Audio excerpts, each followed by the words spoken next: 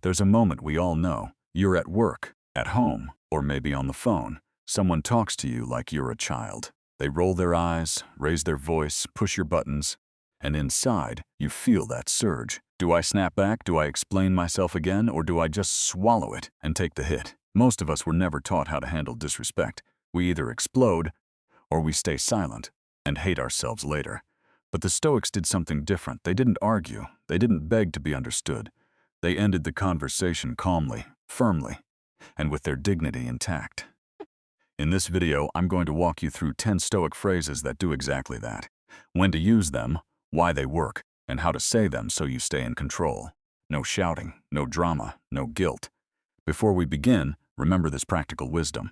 Most conflict doesn't come from what another person says. It comes from the belief that you have to respond to it. You don't control their insecurity. You only control your response. A boundary isn't aggression. It's the quiet decision that your peace is worth more than proving a point. Not every battle is yours to fight. Some people are just looking for a garbage dump for their chaos. Do not let it be you. Let's step into the first phrase, to lock that door. Phrase 1, the empathy trap. There are people who live in a constant state of emergency. Something is always urgent. Someone always wronged them. There is always a new fire to put out. They call you to unload after every argument, ranting about work, family, or money. They expect you to listen, calm them down, and somehow make it all feel manageable. At first, it feels like you're just being a good friend. But over time, you notice a pattern. The situations change. But the chaos never does. Now you are the one drained, tense, and bracing for the next emotional dump. A Stoic steps back and sees the reality. You have started to feel responsible for someone else's emotional weather. You can care about someone without carrying them, but you do not owe them your energy on demand. Their reactions, their choices, their patterns, those are theirs. So the next time they try to drag you into yet another storm, you stay calm and you deploy this boundary. Your chaos isn't my responsibility. Then you act in line with it. Answer later. Shorten the call. Empathy is a virtue, but allowing yourself to be an emotional landfill is a lack of self-respect. Their storm is not your shipwreck. But what happens when the conversation isn't just chaotic, but completely useless? Let's look at the second phrase. Phrase 2. The endless loop sometimes. The problem isn't the person. It's the loop you keep getting stuck in with them.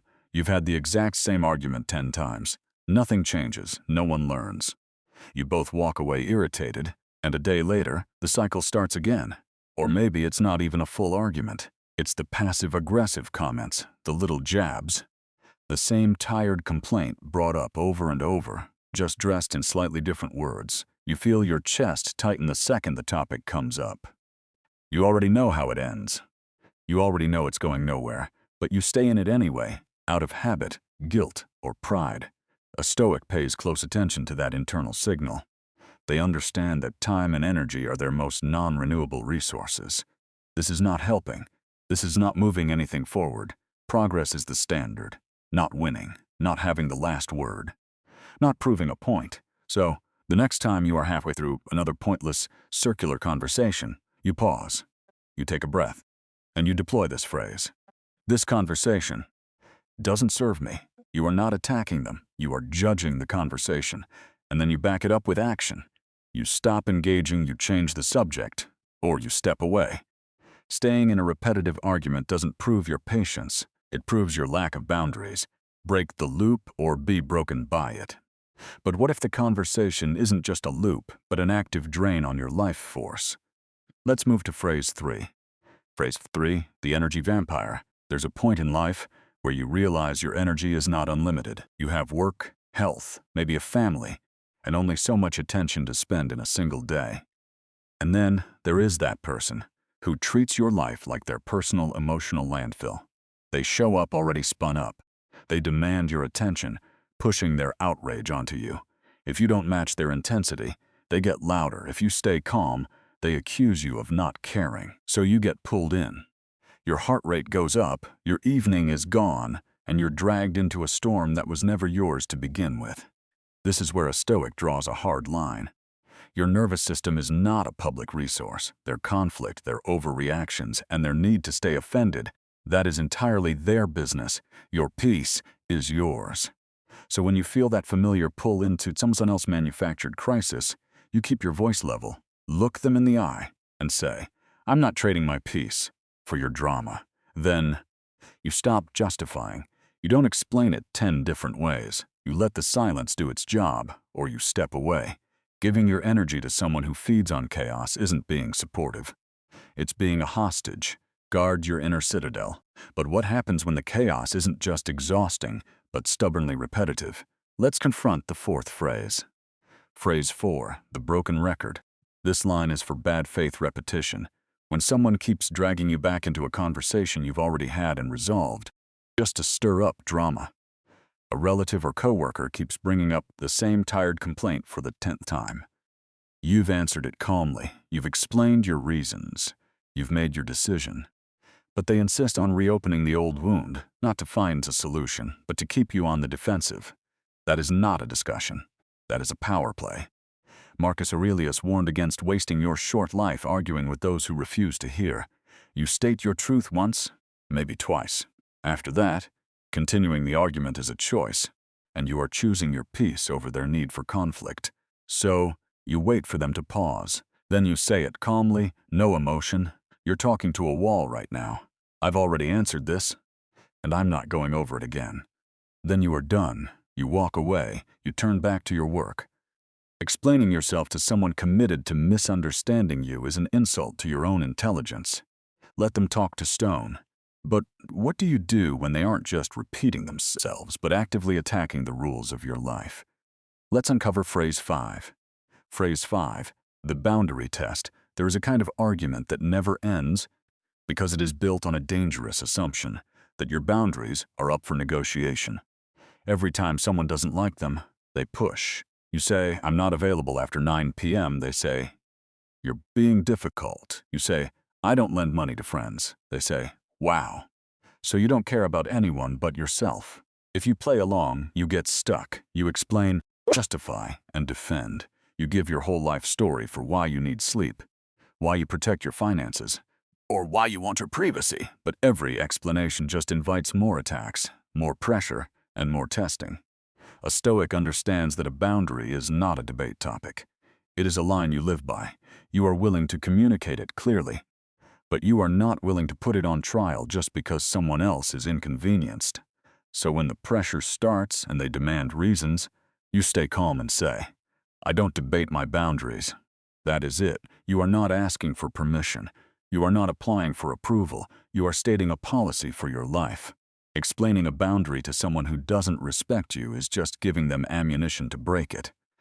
Stop handing them the bullets. But what happens when the boundary is clear and they still demand an explanation for who you are? Let's unlock the 6th phrase.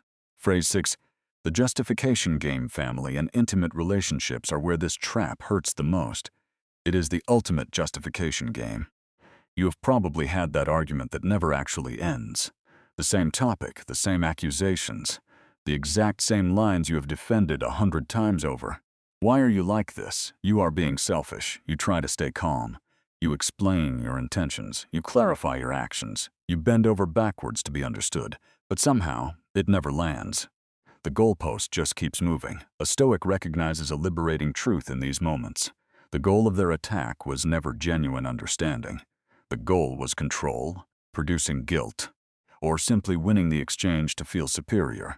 Here is where the Stoic shift happens. Your job is not to manage someone else's fabricated story about you. Your job is to live your values. You cannot force a closed mind to comprehend your truth, and you are not obligated to act as your own defense attorney for the rest of your life. So when you have been honest, and they just keep circling back to the exact same baseless attacks, you stop playing the game.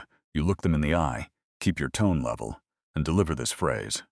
I'm done explaining myself to you, not shouted, not dramatic, just final. You choose self-respect over an endless defense. Handing more words to someone determined to misunderstand you is just digging your own grave. Put the shovel down. But what happens when the attack moves from your actions directly to your character? Let's face the 7th phrase. Phrase 7, the character assassination. There is a profound difference between being strong enough to handle conflict and being strong enough to completely refuse it. Sometimes a conversation starts with a legitimate issue, maybe a missed responsibility or a simple mistake, but somewhere along the line, it quietly turns. It stops being about that specific problem, and the other person starts going after you as a human being. You're irresponsible. You're completely selfish. You're a failure. At that exact moment, this isn't problem-solving anymore. It is character assassination. Your ego will tell you to stand your ground, to not be soft, to prove you can take the hit. But true Stoic strength is knowing your dignity is never up for negotiation. Your time and your peace are strictly limited resources. You do not owe them to every hostile argument that shows up at your door. So when you feel yourself being dragged towards something petty, hostile, or beneath your standards, you keep your voice steady and deploy this phrase, "I respect myself too much to engage with this." Then you stop. You don't take the bait. You don't explain it 3 different ways. You let them think whatever they want. Real self-respect means you don't roll in the mud just because someone else lives there. Defending your character to someone committed to destroying it is the ultimate betrayal of your own worth. Never roll in their mud. But what if they don't care about your boundaries and simply want a war? Let's move to phrase 8. Phrase 8. The bait. There are people who do not actually want a resolution. They want escalation. They raise their voice. They get in your space. They throw out insults and ultimatums. They desperately need a reaction from you to feel like they are in control. Maybe it is a coworker who cannot handle being challenged. Maybe it is a family member who wants a target, or a stranger online trying to drag you into a war. You feel your body gear up. Shoulders tense, jaw tight, heart rate spiking. A primitive part of you wants to show them you are not afraid, to put them exactly in their place. But that is exactly how you lose. The second you start swinging back, they have pulled you down into their arena. Your peace is gone. Your clarity is hijacked. You are no longer choosing your actions. You are just reacting. A Stoic sees this setup for what it is, a trap for the ego. So you stay completely calm. You keep your tone low. You refuse the invitation, and you deploy this phrase. You want to fight? Find someone else. No sarcasm, no smirk. Just a clear, impenetrable line in the sand. Then you disengage. You walk away or you stop replying. You are not proving you are tough. You are proving you are in control. Answering chaos with more chaos doesn't make you a warrior. It makes you a puppet cut the strings. But what do you do when the issue isn't just aggression, but blatant disrespect? Let's uncover phrase 9. Phrase 9, the disrespect line. There is a point in any conflict where the issue is no longer the topic. It is the tone. Disagreeing is normal, but raised voices, name-calling, sarcastic jabs, and rolling eyes, that is not just how they are. That is blatant disrespect. People will often try to camouflage it as humor. Relax, I'm just kidding. Don't be so sensitive. But your nervous system does not care if they label it a joke. Disrespect is disrespect. We are often conditioned to swallow this behavior just to keep the peace. But a Stoic understands a harsh, undeniable truth. Every time you accept disrespect, you are actively teaching people how to treat you. You are giving them permission. A Stoic does not scream back. They do not issue empty threats. They set an immovable standard, so when the volume goes up or the tone crosses the line, you stay perfectly calm. Keep your voice low and say, "Talk to me with respect, or I'm leaving." Simple, clear, final. Then, you follow through. If they keep attacking, you walk out of the room. You leave the call. You are not demanding perfection. You are refusing abuse. Tolerating disrespect to keep the peace only guarantees that you will never have peace. Teach them how to treat you. But what happens when there is nothing left to save and they refuse to let it go? Let's trigger the nuclear option. Phrase 10, the nuclear option and outro. Sometimes you reach a point where there is nothing left to explain, nothing left to negotiate, and nothing left to save. You have stayed calm.